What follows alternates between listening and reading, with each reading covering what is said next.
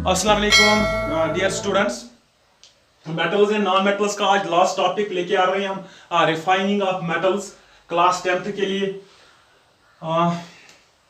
इसके बाद हम एसेंस एंड बेसिस स्टार्ट करने वाले हैं। देख लीजिए, हम मेटल को रिफाइन करना है, ये तो सबको समझ आ गया होगा कि मेटल रिफाइनिंग मींस हमें मेटल को प्यूरिफाई करना है। प्यूरिफाई मींस इसमें ऑलरेडी कुछ इंप्योरिटीज प्रेजेंट है, अभी भी इसमें ऑलरेडी कुछ इंप्योरिटीज अभी भी प्रेजेंट है, तभी तो रिफाइनिंग करने की नौबत आ गई या प्यूरिफिकेशन करने की नौबत आ गई। अब हम ये समझने की कोशिश करेंगे कौन सा मेटल है, क्योंकि हमने पहले ही पढ़ा है एक्सट्रैक्शन ऑफ मेटल्स में। एक्सट्रैक्शन ऑफ मेटल्स एक्चुअली हमारा यही टॉपिक अभी चल रहा है। एक्सट्रैक्शन ऑफ मेटल्स में मैंने बोला था, जिसको आपने मेटलर्जी भी बोला था, मेटलर्जी, इसमें आपने बोला था कि कौन कौन सा स्टेप आपको लगता है। पहले तो क्रशिंग। इस क्रशिंग में क्या करते थे आप? इस क्रशिंग में आप जो ओर निकालते थे, आप मिनरल जिसको आप ओर बोलोगे, जो ऑपरेशन के लिए आप सिलेक्ट करोगे, वो बिग क्लैंप्स में होता है, उसको पाउडर शेप्ड पोलराइजेशन, या आप इसको छोटे पीसेस में क्रशर्स के जरिए करते थे, दैट मींस क्रशिंग। और दूसरा जो ये ओर आपका आ गया, इस ओर को आप कंसंट्रेट करना पड़ता था।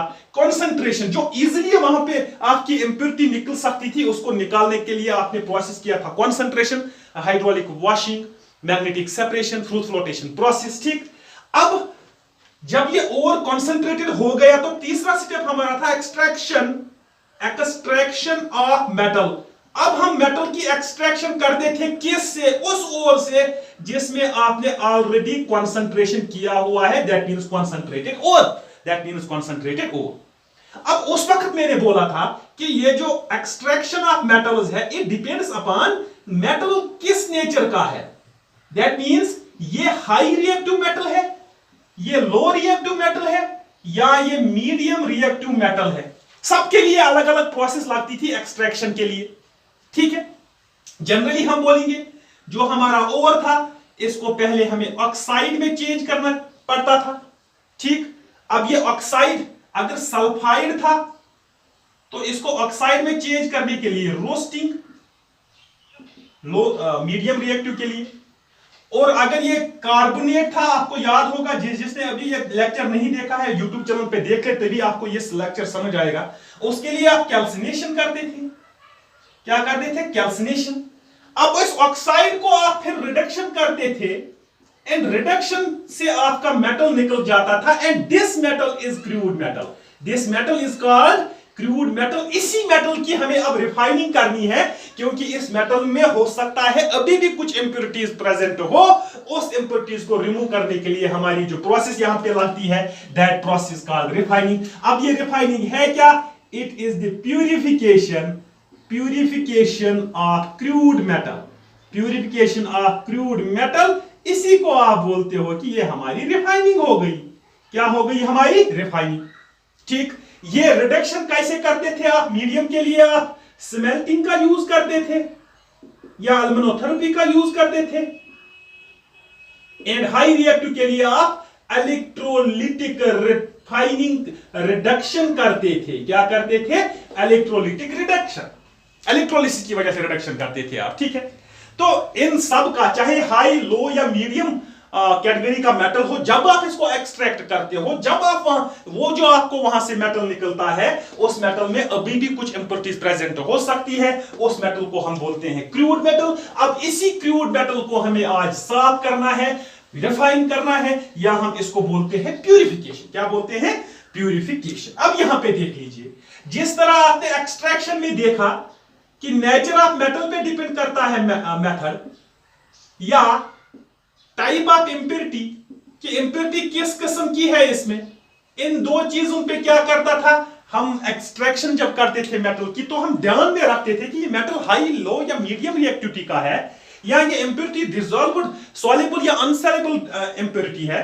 इस बेसिस पे हमने किया था, डिफरेंट मेथड्स हमने यूज किए थे। इसी तरह जो आपकी ये रिफाइनिंग है, it refining also depends upon nature of metal and type of impurity. That means आपको डिफरेंट मेथड्स यहां पे भी इस्तेमाल करने होंगे, लेकिन हम एक जनरल मेथड यहां पे डिस्कस करेंगे जो लगभग बहुत सारे मेटल्स पे अप्लाई हो सकता है। For example copper, silver, zinc, aluminium, lead, tin etcetera. हम एक ऐसा मेथड यहां पे डिस्कस करेंगे रिफाइनिंग का जो कि बहुत सारे मेटल्स पे अप्लाई हो सकता है, and that method is electrolytic.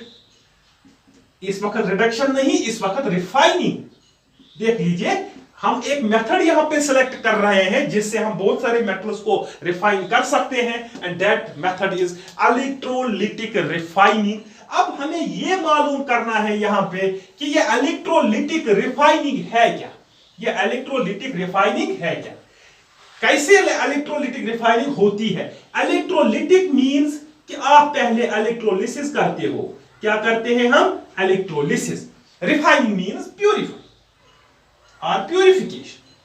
That means इस वक्त जो आप मेटल्स की रिफाइनिंग करते हो वो आप इलेक्ट्रोलिसिस की वजह से करते हो, एंड इस इलेक्ट्रोलिसिस में हमने पहले ही बोला है electrolysis means to break down. हम किसी चीज को इलेक्ट्रिसिटी के साथ ब्रेक डाउन करते हैं, दैट्स कॉल्ड इलेक्ट्रोलिसिस, जो हमने हाई रिएक्टिव मेटल्स में पढ़ लिया है कि वहां पे इलेक्ट्रोलिसिस कैसे की थी हमने।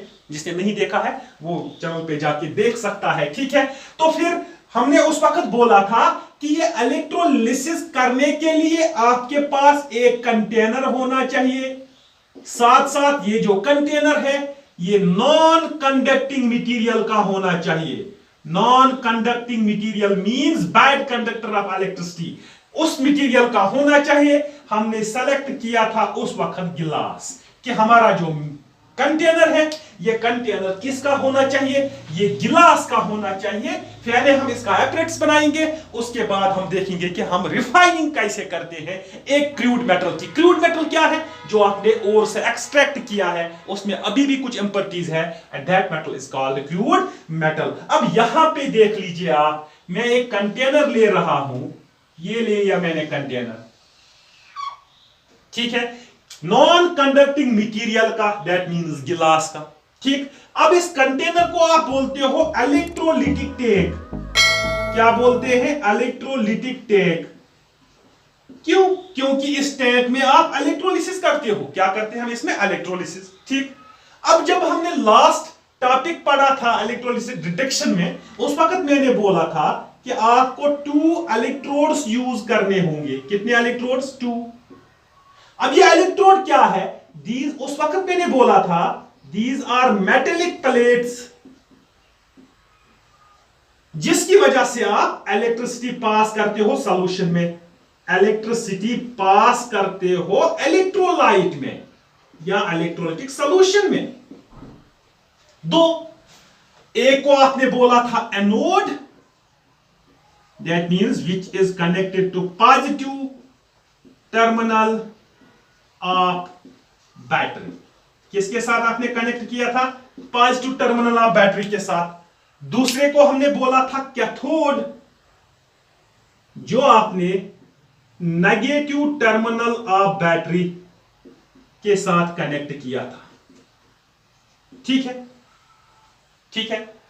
और फिर क्या किया था आपने? बीच में आपने एक इलेक्ट्रोलाइट रखा था। इलेक्ट्रोलाइट का क्या बोला था हमने? कि ये केमिकल स्पीशीज है, जैसे ही आप इसको सॉल्वेंट में डिसॉल्व करोगे it will get dissociated to its respective ions.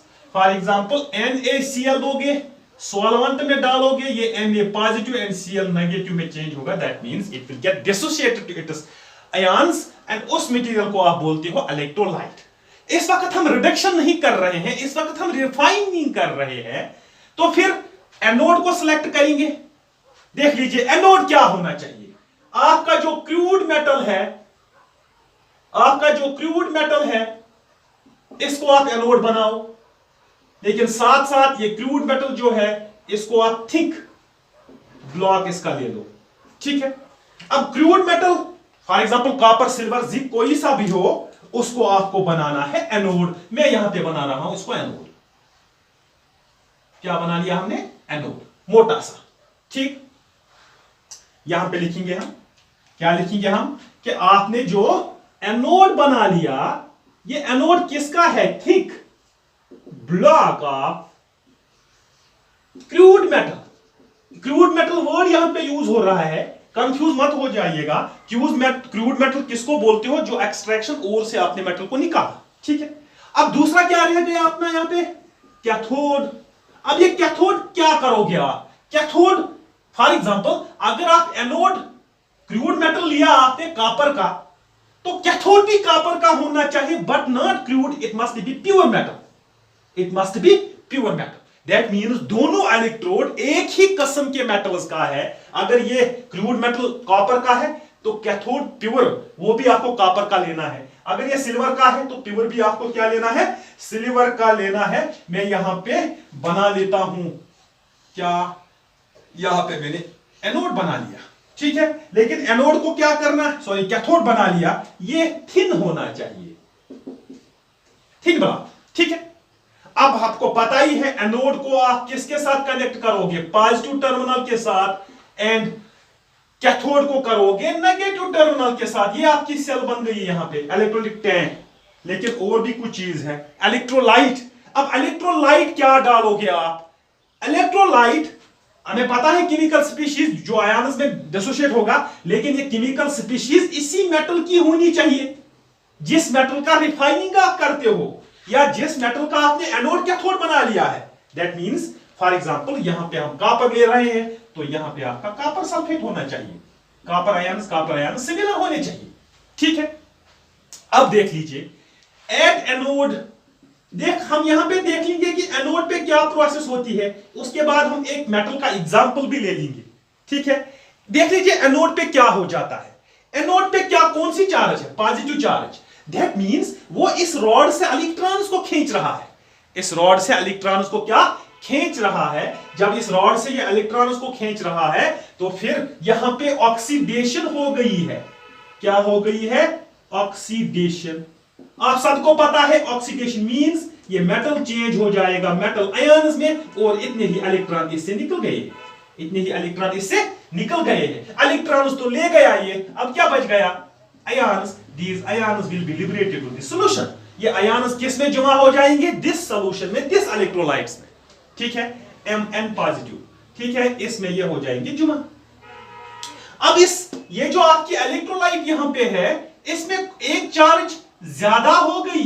कौन सी चार्ज ज्यादा हो गई? पॉजिटिव चार्ज, क्योंकि इसमें फिलहाल positive charge negative charge same था, न्यूट्रल था ओवरऑल ये इलेक्ट्रोलाइट। अब आपने यहां पे ऐड किया इस एनोड के ऑक्सीडेशन की वजह से आयन्स इसमें डिस्चार्ज हो गए, तो पॉजिटिव चार्ज हो गई इंक्रीज। और इस रॉड पे कौन सी चार्ज है? Negative charge. That means this positive ions will try to gain electrons from this rod. ये इस रॉड से इलेक्ट्रॉन गेन करने की कोशिश करेंगे, and they will get attracted towards this rod, they will get attracted towards this rod. अब ये process तो कैथोड पे होती है, ये हम यहां पे लिखेंगे एट कैथोड।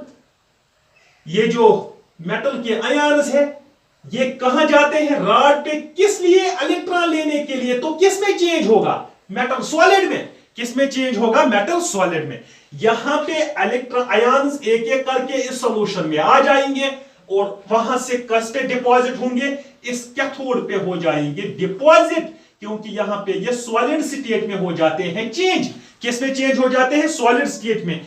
आपको पता है जहां पे इलेक्ट्रॉन रिलीज किया जाता है दैट इज ऑक्सीडेशन, एंड जहां पे इलेक्ट्रॉन को गेन किया जाता है that is reduction. That means यहां पे हो जाती है ऑक्सीडेशन, यहां पे हो जाती है रिडक्शन। ओवरऑल इसमें रिडॉक्स रिएक्शन होती है, रिडक्शन एंड ऑक्सीडेशन साइमल्टेनियसली, ठीक। अब इस प्रोसेस की वजह से क्या समझ आया हमें? रिफाइनिंग कहां से हो गई, वही हमें देखना है। देख लीजिए कैसे रिफाइनिंग हो गई। आपने जो ये एनोड लिया था, ये आपने लिया था क्रूड मेटल का। क्रूड मेटल का मतलब है कि इसमें इंप्योरिटीज थी। क्या थी इसमें? इंप्योरिटीज। लेकिन आयन्स तो प्योर मेटल के थे, दैट मींस इंप्योरिटीज तो वही हो, ऑक्सीडेशन किसकी हो जाएगी? मेटल की। ये आयन्स यहां पे आ गए, दैट मींस प्योर एटम्स से जो आयन्स बने हैं, यही आयन्स इस प्योर मेटल पे एब्जॉर्ब, यहां बोल सकते हो डिसॉल्व हो गए। यहां पे क्या रह गया? इस रॉड में रह गई इंप्योरिटीज। क्या रह गई? इंप्योरिटीज। अगर ये इंप्योरिटीज सॉल्युबल इंप्योरिटीज थी तो ये सॉल्यूशन में सॉल्युबल हो जाएगी। अगर ये अनसॉल्युबल इनसॉल्युबल थी तो ये इसके नीचे जमा हो जाएंगे, और उसको आप बोलोगे एनोड मड। क्या बोलोगे? Anode mud. अब मुझे बोलो, आपने कैथोड को क्यों लिया था थिक, मोटा क्यों लिया था? क्योंकि it is losing its weight. ये आहिस्ता आहिस्ता आयन्स को कहां ड्रॉप करता है? इलेक्ट्रोलाइट में। यहां पे आप लिखोगे कि जो आपका एनोड बनाया था, ये एनोड अपना वेट लूज करता है, एंड कैथोड क्या करता है? कैथोड पे डिपोजिशन होती है, तो ये अपना वेट क्या करता है? गेन करता है, गेन करता है। इसमें जो प्योर एटम्स थे, आयन्स में चेंज होके सारे किस पे जुमा हो गए? इस कैथोड पे। इस कैथोड को आप बाहर निकाल सकते हो, आपका प्योर मेटल वहां पे आ गया, और यहां पे आपका एनोड मड, जो इस एनोड में इंप्योरिटीज थी, या तो वो इस सॉल्यूशन में चली गई, या एनोड के नीचे जुमा होके बॉटम पे, जिसको आप एनोड मड बोलते हो। क्या बोलते हो? Anode mud. That means pure आपने इसमें से निकाल दिया, इंप्योरिटीज यहां पे रह गई, that is the refining, that is the refining. अब आपने ये रिफाइनिंग किसकी वजह से की? ये रिफाइनिंग हमने इलेक्ट्रोलिसिस की वजह से की। किसकी वजह से? इलेक्ट्रोलिसिस, दैट मींस इलेक्ट्रिसिटी की वजह से की। That is why this method of refining is called electrolytic refining. क्या बोलते हो आप इसको? Electrolytic refining. Let's take the example of copper. हम कॉपर की एग्जांपल लेते हैं। दैट मींस इस वक्त जो क्रूड मेटल है, ये कॉपर का है। इम्प्योर प्योर मेटल भी किसका है? कॉपर का है। यहां पे एनोड पे क्या हो जाएगा? ये कॉपर जो सॉलिड में था, ये अपने आयन्स ऑक्सीडेशन हो जाएगा। दैट मींस कॉपर 2 पॉजिटिव इसकी वैलेंसी, एंड साथ साथ क्या हो जाएगा? 2 इलेक्ट्रॉन्स निकल के आ जाएंगे, जो इस राड से चले जाएंगे। ठीक। अब कैथोड पे क्या होता है? ये जो है किसकी तरफ ड्रिफ्ट होंगे? कैथोड की तरफ। वहां किस लिए गए? खाना खाने नहीं गए, वहां पे इलेक्ट्रॉन लेने के लिए गए। ये इलेक्ट्रॉन ले लिए इसने, 2 इलेक्ट्रॉन वापस ले लिए, चार्ज हो गई 0। That means it goes solid state. किस पे हो गया? Solid state, and this will get deposited here. कहां पे डिपॉजिट हो जाएगा? कैथोड पे डिपॉजिट हो जाएगा। इसी तरह एक एक करके तमाम एटम्स यहां पे चेंज होंगे आयन्स में, and they will get deposited on cathode. यहां पे सिर्फ इंप्योरिटी नीचे रह जाएगी, जिसको आप एनोड मड बोलोगे। क्या बोलोगे उसका आप? Anode mud. इस तरह मेटल्स, जो क्रूड मेटल्स आपने एक्सट्रैक्ट किए थे अब तक, उनकी रिफाइनिंग कर सकते हो। Thanks for watching me. जिसने अभी तक भी मेरे चैनल को सब्सक्राइब नहीं किया, वो सब्सक्राइब कीजिए, बेल आइकन को प्रेस कीजिए, ताकि आपके पास रेगुलर नोटिफिकेशन आ जाए। और नेक्स्ट लेक्चर हमारा होगा एसिड्स एंड बेस पे। This was the last topic of metals and non metals. Thanks, have a nice day.